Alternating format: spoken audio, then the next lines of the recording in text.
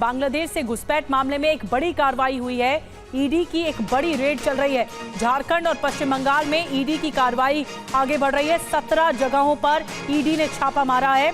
ED ने money laundering के तहत ये बड़ी कार्रवाई की है। तो मनी लॉन्ड्रिंग के शक के तहत एक बड़ी कार्रवाई की गई है। झारखंड और पश्चिम बंगाल में कई जगहों पर 17 जगहों पर बताया जा रहा है एक बड़ा एक्शन लिया गया है। और इस रेड के बारे में, इस छापेमारी के बारे में और क्या डिटेल में जानकारी मिल रही है, जितेंद्र शर्मा हमारे सहयोगी इस वक्त हमें ज्वाइन कर रहे हैं। जितेंद्र, क्या जानकारी निकल के आ रही है? इसका लिंक, इसका नेक्सस क्या बताया जा रहा है मनी लॉन्ड्रिंग का?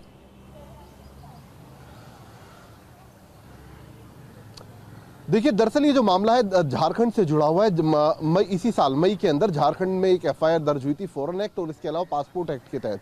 पता चला था कि बांग्लादेश की रहने वाली एक लड़की जिसका नाम निपा अख्तर है, उसे बांग्लादेश वेस्ट बंगाल की रहने वाली मनीषा और एक अन्य लड़की जुम्मा ने गलत तरीके से हिंदुस्तान के अंदर घुसपैठ कराई। फर्जी कागजात उसके तैयार करवाए गए और उसे हिंदुस्तान की नागरिकता दिलवा दी गई इन फर्जी कागजातों के आधार पर। तो इस मामले को लेकर अभी तफ्तीश चली रही थी। इसी दौरान जांच एजेंसी को पता चला कि ऐसे कई गिरोह बॉर्डर पर काम कर रहे हैं जो बांग्लादेशी है उनको हिंदुस्तान में अवैध या फिर फर्जी कागजातों के आधार पर घुसपैठ करवाते हैं और यहाँ पर उन्हें फर्जी नागरिकता दिलवा दी जाती है। तो लिहाजा इस पूरे मामले पर ईडी ने पीएमएलए के तहत अपनी एक एफआईआर दर्ज करी है और उसके बाद अब ईडी कार्रवाई कर रही है। आज सुबह एक साथ झारखंड और वेस्ट बंगाल के तकरीबन 17 ठिकानों पर रेड की गई है और इस रेड के दौरान दरअसल वो एजेंट टारगेट पर हैं जो इस तरीके के काम के अंदर लिप्त हैं, फिर इस तरीके की धोखाधड़ी को अंजाम दे रहे हैं। बांग्लादेशियों को अवैध रूप से हिंदुस्तान के अंदर, चाहे झारखंड हो, वेस्ट बंगाल हो, इन तमाम जगहों पर बसाने का काम कर रहे हैं।